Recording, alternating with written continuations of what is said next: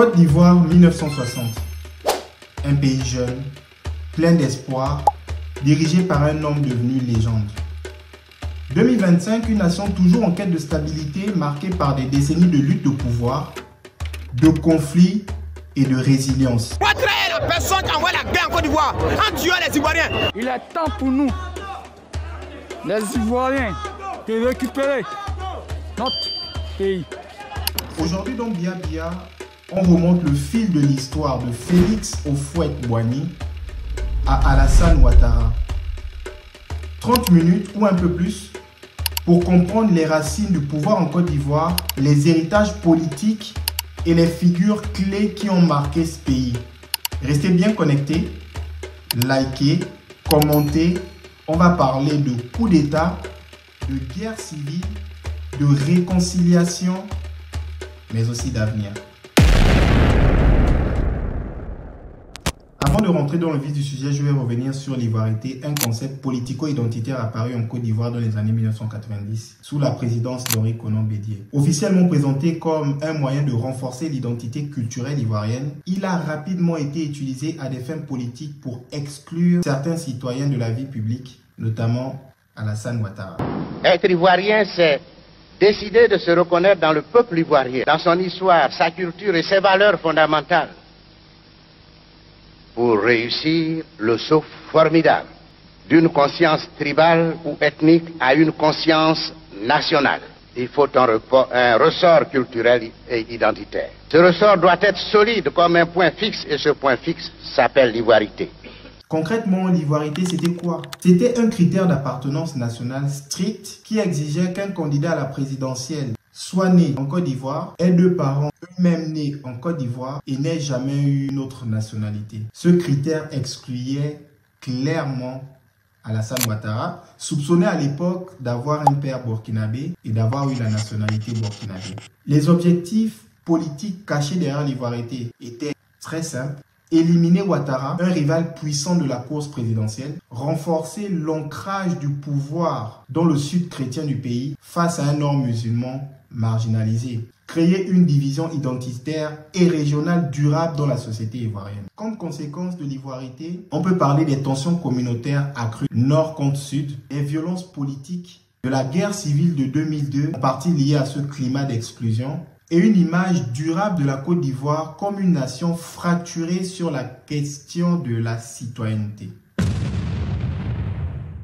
Mais oui, c'est fait pour éliminer Ouattara. Ah ben oui, c'est-à-dire qu'une loi est votée pour régler un problème. Cette constitution, on est au forum de la réconciliation pour la vérité. Cette constitution a été votée au moment où le problème Ouattara devenait empoisonnant pour... C'est Laurent Gbagbo, alors président de la République de Côte d'Ivoire, qui a fait lever la mesure d'ivoirité qui empêchait Alassane Ouattara de se présenter à l'élection présidentielle. En juin 2005, lors des négociations de Pretoria, Gbagbo a signé un accord dans lequel il acceptait la réforme de l'article 35 de la Constitution, article qui stipulait que pour être candidat à la présidence, il fallait être ivoirien de père et de mère, eux-mêmes ivoiriens d'origine. C'est cette clause qui avait servi à exclure Ouattara depuis 1995. Cette décision politique faisait suite à une pression internationale importante, notamment de l'ONU, de l'Union africaine et des pays médiateurs de la crise ivoirienne, à l'instar de la France, l'Afrique du Sud, la CEDEAO. Gbagbo a alors autorisé la participation d'Alassane Ouattara à l'élection présidentielle de 2010, ce qui a été perçu comme un geste d'apaisement, mais aussi comme un pari risqué finalement. C'était important pour moi de revenir sur le début et la fin de l'ivoirité pour mieux appréhender la suite des événements. Je l'ai dit, je le répète, tout est amour. Mon petit cœur est tellement plein d'amour qu'il n'y a pas de place pour la moindre haine, encore moins la moindre déception que je considère comme passagère. 7 août 1960, Félix Houphouët-Boigny devient président. Il dirige 33 ans, un record dans l'Afrique francophone. Sous lui, le pays connaît son miracle économique. Mais derrière les chiffres, un parti unique, une opposition inexistante. En 90, face à la contestation, il cède au multipartisme. Et sa succession divise. En 93, il s'éteint. Henri Konan Bédié prend le pouvoir en 1993. Il introduit un concept controversé, l'ivoirité. Un filtre identitaire qui exclut certains Ivoiriens de la vie politique. Cible principale, Alassane Ouattara. En 1995, l'opposition boycotte la présidentielle. En 1999, un putsch militaire renverse Bédié. Le général Robert Gueye entre en scène. Robert Gueye promet la démocratie puis se présente en 2000. Laurent Gbagbo gagne, mais Gueye refuse de céder. La rue le chasse, il fuit et sera assassiné en 2002 en pleine instabilité. 2002, une tentative de coup d'État échoue mais divise le pays. La guerre civile éclate. Le nord est tenu par les rebelles, le sud reste fidèle à Gbagbo. En 2010, Gbagbo et Ouattara s'affrontent dans les urnes, alors que la commission électorale indépendante, la CEI, proclame Alassane Ouattara vainqueur de l'élection présidentielle. 7 055 voix, soit 45,90% des suffrages exprimés. Ouattara Alassane, 2 483 164 voix, soit 54,10% des suffrages exprimés. La Cour constitutionnelle, elle, invalide ces résultats et déclare Laurent Gbagbo élu. L'année refuse alors de céder le pouvoir, plongeant le pays dans une crise institutionnelle majeure. Les violences font plus de 3000 morts. En 2011, Gbagbo est arrêté avec le soutien de la France. Les toutes premières images de l'arrestation du président sortant, un Laurent Gbagbo hébété, visiblement exténué. Après 11 ans passés au pouvoir, l'ex-président vient d'entrer dans sa nouvelle cellule, l'une des chambres de l'hôtel du Golfe, au 4e étage de ce QG du clan Ouattara. Dans cet hôtel, il est en compagnie de son épouse et son fils Michel, enfermés, mais aussi protégés, notamment par du personnel des Nations Unies. Après d'âpres combats, encerclés et vaincus, M. Gbagbo et son épouse Simone Gbagbo viennent de se rendre. Peuple de Côte d'Ivoire, séchez vos larmes. Le cauchemar est terminé. Vive la République de Côte d'Ivoire. Je vous remercie. Parmi les figures clés qui ont permis à Alassane Ouattara de prendre le pouvoir en 2011, plusieurs ont vu leur destin basculer dans des directions parfois inattendues. Guillaume Soro, alors Premier ministre désigné par Ouattara et leader des ex-rebelles des Forces Nouvelles, fut l'architecte de l'offensive qui conduisit à l'arrestation de Laurent Gbagbo. Devenu président de l'Assemblée nationale, il s'éloigne progressivement du régime. En 2019, il claque la porte, s'exile et rompt ouvertement avec son ancien allié. La justice ivoirienne condamne en son absence, par contumace, Guillaume Soro à la prison à vie. L'ancien président de l'Assemblée nationale était jugé ces dernières semaines avec 19 autres accusés par le tribunal criminel d'Abidjan, jugés notamment pour tentative d'atteinte à l'autorité de l'État.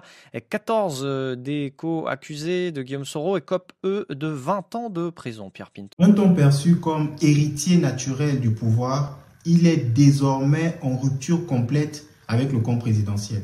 Paul Yaoundé, président du Conseil constitutionnel proche de Gbagbo, valide dans un premier temps la victoire de ce dernier.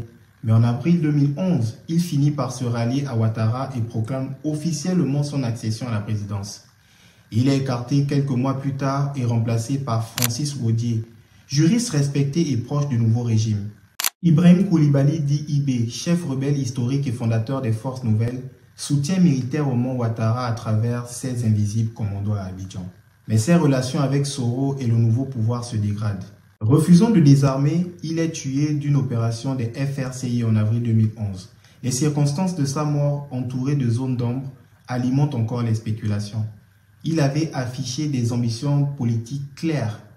Amadou Gon Koulibaly, directeur de campagne en 2010, devient ensuite ministre, puis Premier ministre à partir de 2017. Fidèle parmi les fidèles, il est désigné candidat du RHDP pour la présidentielle de 2020. Mais le 8 juillet, il s'effondre brutalement après un malaise en Conseil de ministres. Son décès consécutif à un problème cardiaque rebat les cartes de la succession. Ahmed Bakayoko, ministre de l'Intérieur puis de la Défense, prend le relais après la mort de Koulibaly. Il est nommé Premier ministre par intérim et semble alors en voie de s'imposer comme le nouveau dauphin. Mais en mars 2021, à seulement 55 ans, il succombe à un cancer foudroyant du foie, quelques semaines après avoir été évacué en urgence en Allemagne. Enfin, Blaise Compaoré, alors président du Burkina Faso, joue un rôle discret mais central en coulisses. Il facilite les négociations entre Soro et Ouattara, contribuant à souder les forces hostiles à Gbagbo entre 2008 et 2011. Le tissu de soutien à Ouattara reposait à la fois sur des figures militaires, Soro, Ibé, et des cadres politiques, Coulibaly, Bakayoko, incarnant une alternative au régime Gbagbo. Plusieurs de ces personnalités étaient clairement identifiées comme héritiers politiques, notamment Coulibaly jusqu'en 2020 et Bakayoko, successeur en intérim. Le décès brutal de ces deux derniers, de 2020 à 2021, a fragilisé la succession, contribuant à l'option par défaut qu'est le maintien au pouvoir de Ouattara. Ibé, bien qu'allié en 2011, s'est clairement opposé à l'ordre nouveau, ce qui a conduit à son élimination physique, illustrant les tensions internes des forces pro-Ouattara. Alassane Ouattara accède au pouvoir en 2011 après une crise post-électorale sanglante. Sous son autorité, le pays connaît une période de reconstruction. L'économie redémarre, les infrastructures se multiplient. Réélu en 2015, il surprend et divise en 2020 en briguant un troisième mandat malgré la limite constitutionnelle. Laurent Gbagbo, pourtant blanchi par la Cour pénale internationale, est déclaré inéligible sur la base d'une condamnation locale contestée. Charles Blé Goudé, lui aussi acquitté à la haie, subit le même sort. Guillaume Soro, ex-allié devenu opposant en exil, est condamné à perpétuité pour tentative de coup d'État sans jamais avoir pu se défendre devant un tribunal ivoirien. Ces évictions ne sont pas de simples procédures judiciaires. Elles révèlent une stratégie de verrouillage du jeu électoral. La rue gronde. Des milliers de manifestants soutiennent Thiam à Abidjan. Le PDCI et le PPACI s'unissent pour dénoncer ce qu'ils qualifient de mascarade électorale. Des voix internationales s'élèvent pour dénoncer un recul grave de la démocratie dans un pays autrefois cité en exemple.